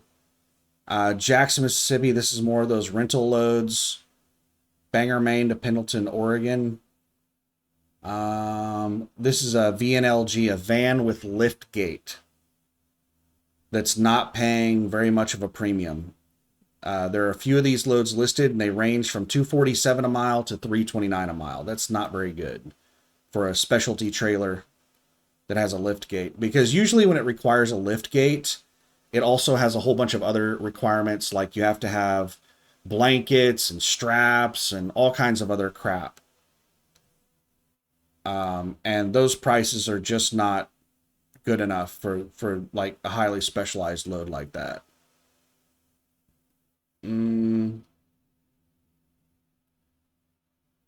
This is another like DD3. I'm guessing a drop deck, some kind of other version of a drop deck.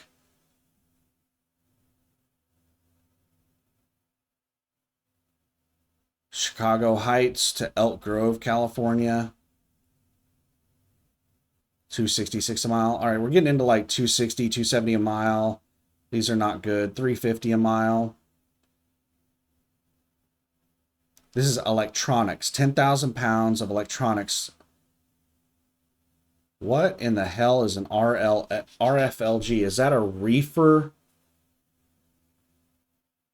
So a 53-foot van or a van or an RFLG. What in the world is an RFLG trailer type? This looks like a nice load. For a really big mileage load, like 2,500 miles, to be paying $350 a mile. Now, these type of loads, back when we were at an all-time high freight market, this was normal. These loads were a dime a dozen. You could find these loads all the time. Now, that is a really premium load. A big mileage load that's not very heavy. Let's look at the comments. Solo driver, okay. So it's listed as a team load, but it says a solo driver is okay. Pick up Thursday at 6:30 a.m., deliver Monday. So this is just like a normal 10,000 pound electronic load picking up in Ridgecrest. We're in the world's Ridgecrest. It's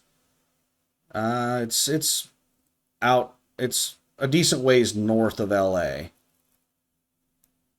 And it's going kind of close to Baltimore. Let's zoom in on this.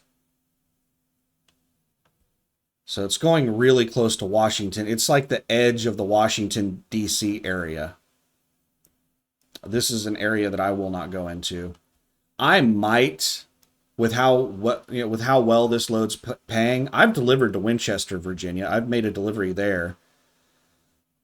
And it looks like you can, dip in and make this load, like come in on this 7 right here and make the delivery and then get back out without really getting into the nightmare of the Washington, D.C., Baltimore, Philadelphia, New York City. Like, this is the worst place in the country, is I-95 between Washington, D.C. and where is it? Like New Haven up here. From basically Connecticut to Washington, D.C. on I-95 is one of the most like congested stretches of road in the country. So I would actually do this load. Even though I don't like getting close to this area, it looks like I could dip in and just a second, I heard a big loud noise outside. Let me pause this. It's just my neighbor loading stuff into his pickup. So yeah, I would probably take this load.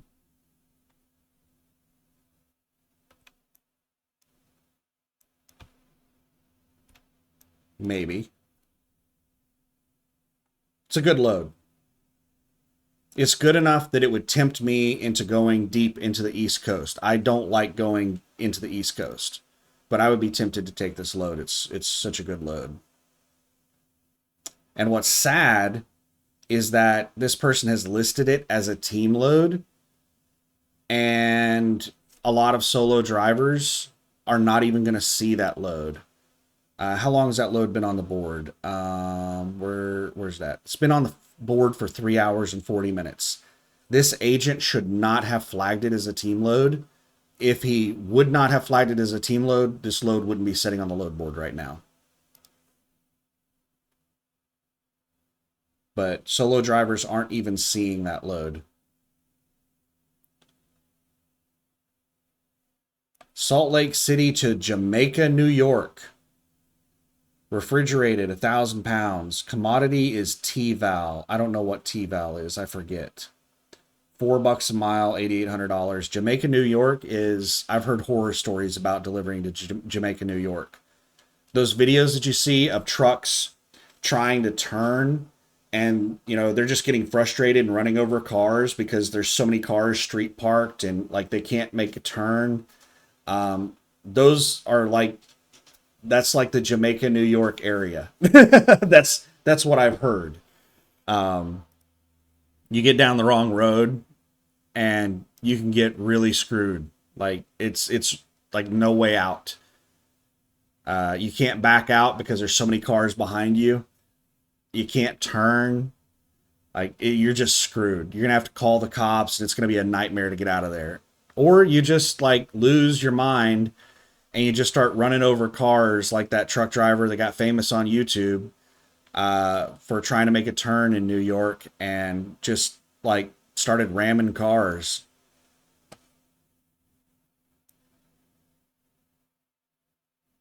Let's see. Wow, Tulsa, Oklahoma to Lakeland, Florida. Flatbed for 15,000 pounds, paying $735 a mile. That's a really nice premium even for Florida. And Lakeland is Central Florida. It's not all the way down in Miami. That's like the Tampa. Lakeland is in between Tampa and Orlando. It's like an industrial park in between those two. I've delivered several loads to Lakeland. How many miles is this? 1,200 miles. And you have 2 days to do it. That looks like something a solo driver can do. Let's see if there's any comments. Is this oversized or something? That's paying a hell of a premium. 12 feet wide. Yeah, it's oversized. 3 crate, one at 15 by 12. Like, oh my goodness, this is gibberish. 2 smaller freight crates. So one of the crates is 15 by 12 by 11. And I don't know in what order they're putting that. Is that length, width, height? That's the order it's listed at right here. is length, width, height.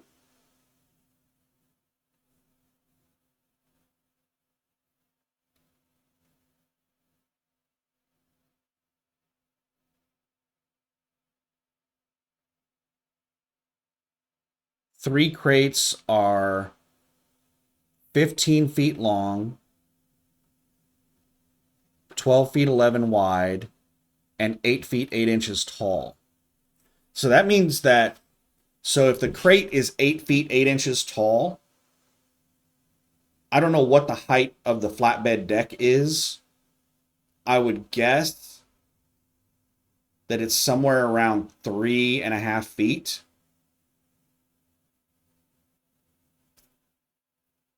So that would be like 11, that'd be about right at 12 feet tall. So it shouldn't be over height. If it's under 13.6, it's not over height. So it doesn't look like it's over height. But it is about 4 feet wide. 4 feet too wide. So now all of a sudden this isn't looking like that great of a load.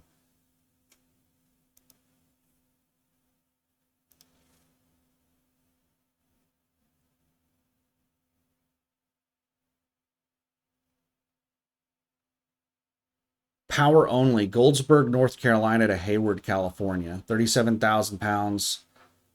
It's only paying $263 a mile, but I'm curious as to what it is. And they're not going to tell me. So curiosity continues.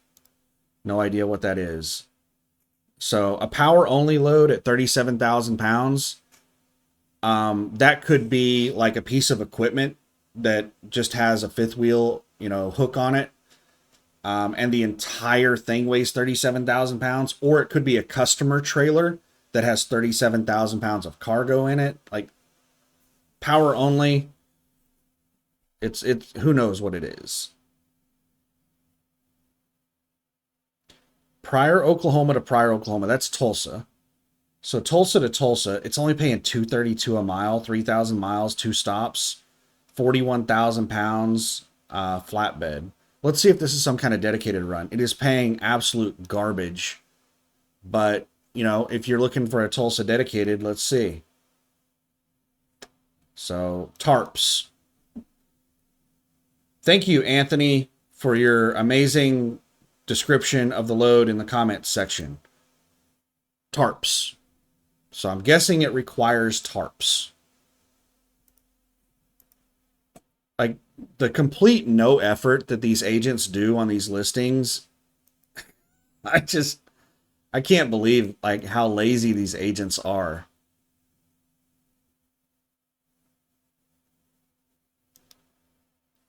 So it's going to New Hampshire. So you're going from Tulsa to Nashua, New Hampshire, and then Nashua, New Hampshire, back to Tulsa. I'm not sure if this is some dedicated run that they have all the time or what the deal is, but maybe it's something that you could talk to them about. It's paying $232 a mile. You only get about 70% of that. So what's 232? Let's break out the calculator. 2.32 times 0.7. So you're going to make about $1.62 a mile. That is terrible. If you do that all the time, you're likely going to go out of business. So you don't want to do this as a dedicated run. It's paying really cheap.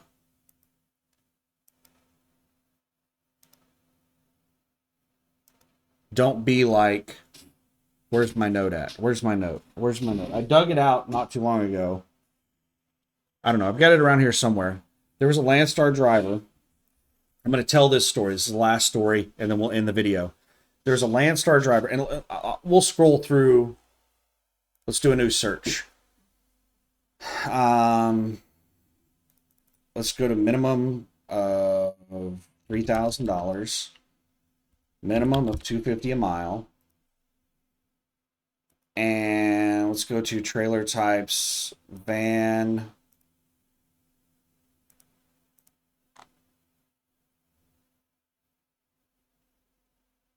Okay, I clicked on the wrong thing. I clicked on step deck instead of specialized. Needing power only, and then all containers. And what market do we want to look at? Did we look in Chicago? I don't think we looked at Chicago. Yeah, we did. Yeah, we did. I'm pretty sure we looked at Chicago. Let's look at um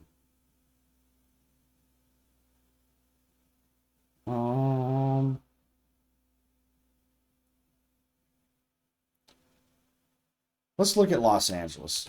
I search Fontana whenever I do Los Angeles searches. 250 miles around Fontana is probably going to pick up Vegas. So 130 loads. We will scroll through these loads. Wait a second. Wait a second. Let me look at additional criteria. Flags. Let's edit the search. Let's get rid of team loads. Team, no. Agent, direct shipper, yes. Okay. We went from 80 to 71, so there were 9 team loads.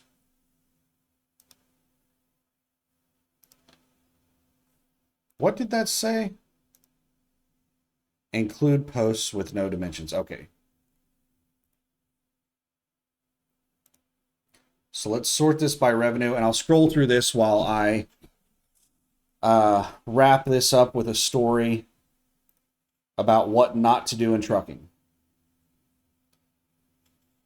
So whenever I first started with Landstar, within the first 6 months, another Landstar driver that parked at the same place that I park at left a note on my door telling me about this amazing Hobby Lobby account, this dedicated account that he was running where he was home daily with weekends off.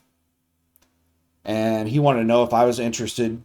He left his number and he said, "Give me a call if you're interested." So I gave him a call and I was like, "So what's the rates on it?" And he was like, it's really hard to explain. I'm like, "Well, it shouldn't be hard to explain." And he's like, "Well, the way they break it all down, it's, this and that." And he didn't really understand what the load paid. He didn't understand it well enough to convey to me how much the load paid. That is a really bad, like, if you're an owner operator and you don't know like how much you're making on a load, that's not a good place to be. So I ended up calling, he gave me the agent's phone number, so I called the agent and asked the agent to like explain to me what the load pays. And the agent like had a difficult time explaining to me what the load paid. And I can't believe that an agent can't explain to somebody what a load pays. It's not that difficult. So I asked him to email me the details of the information he had about the load pay so that I could, figure it out myself. And I had to do an email exchange back and forth with him 2 or 3 times to get all the information necessary for me to figure out what the load paid. And the load paid crap. It was a round trip load where you went from Oklahoma City to Dallas back to Oklahoma City. That was one single load. A single load was a round trip. And it was like 220 miles one way. So it was like 440 miles per load. And the way they had it, you were getting paid, I think it was $850. No, it wasn't that much. It's like $800 per load. I did an entire spreadsheet explaining this load. And they kept reducing the price that it paid. I think initially the load was paying like $1.90 a mile to the truck. Gross to the truck. $1.90 a mile gross to the truck. Now that sounds pretty decent right now. A dedicated run that's paying $1.90 a mile gross to the truck. Home daily with weekends off. You can basically run as many of them as you want, as often as you want. You can run all week if you want to, or you can run 2 a week. You can do whatever you want. All right, we made it through the list. I'm just going to sit here on this page while I wrap up this story. I mean, that would be awesome now with how bad the freight market is, but back then, it was easy to make twice that. And there was a lot of drama with the load. But this guy that didn't really understand how much money the load was paying, just loved having a dedicated run.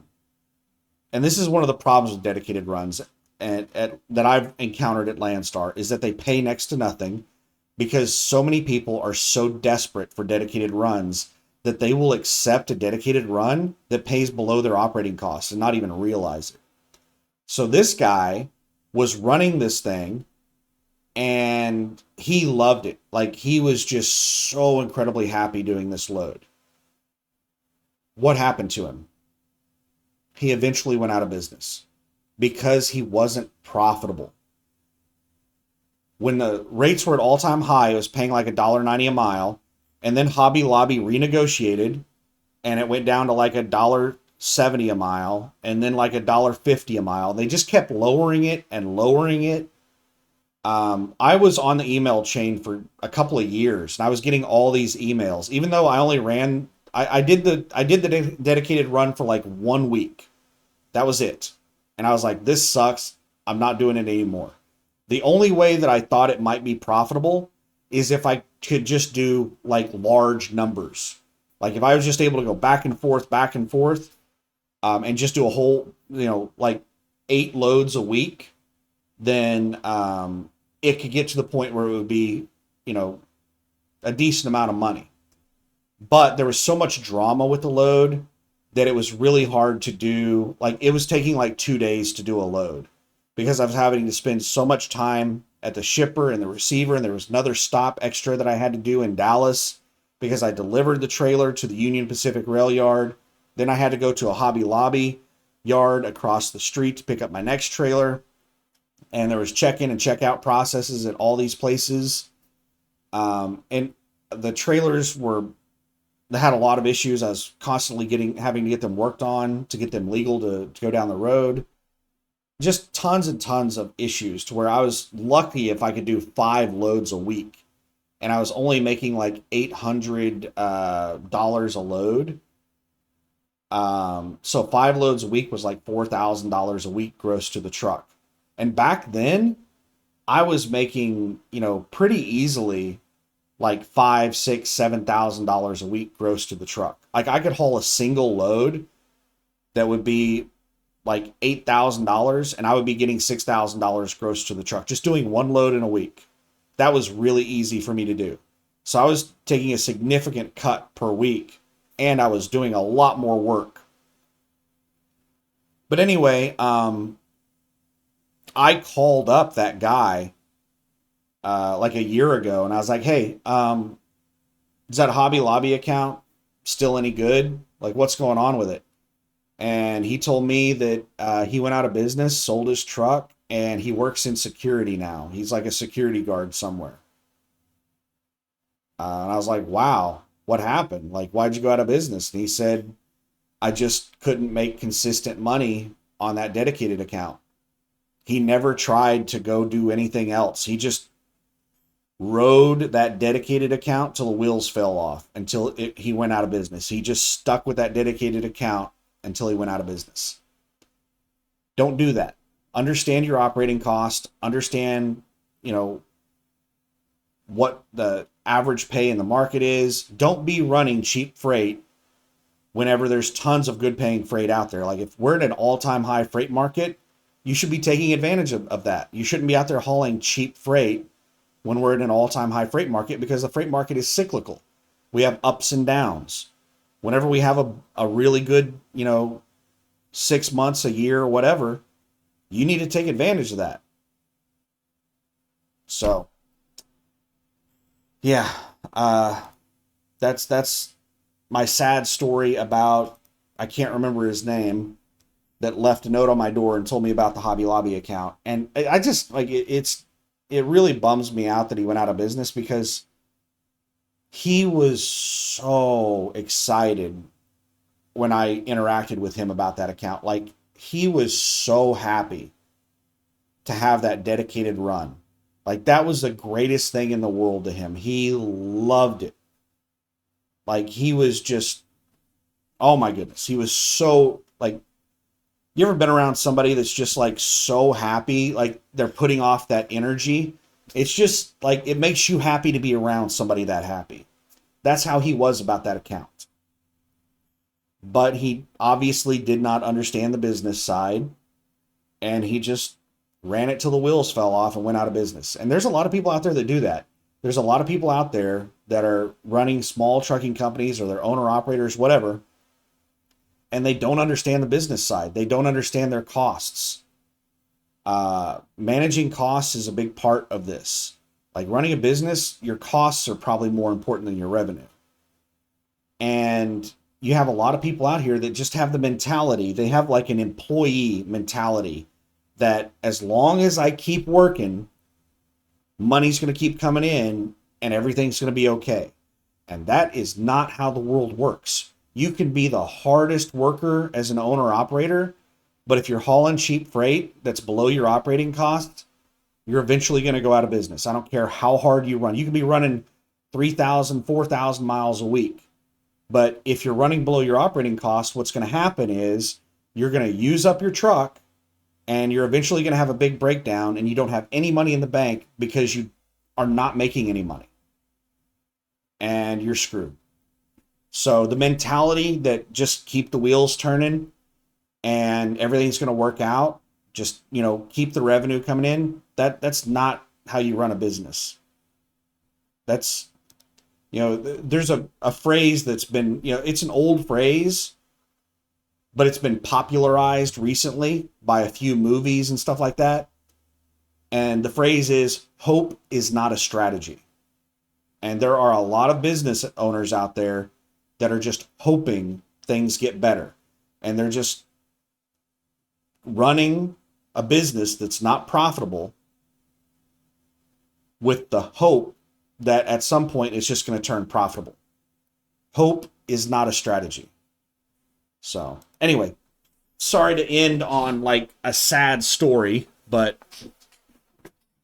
let's wrap up the video. We're hitting 2 hours. So that's what's going on with me. That's the load board. Did I talk about what's going on with me? I talked about that in the last video. So this is load board. And I had my trailer stolen. I was trying to put like 3 words into one. I had my trailer stolen by Trailer Utilization, and I am going to be getting a preventative maintenance done on the truck and APU on Friday.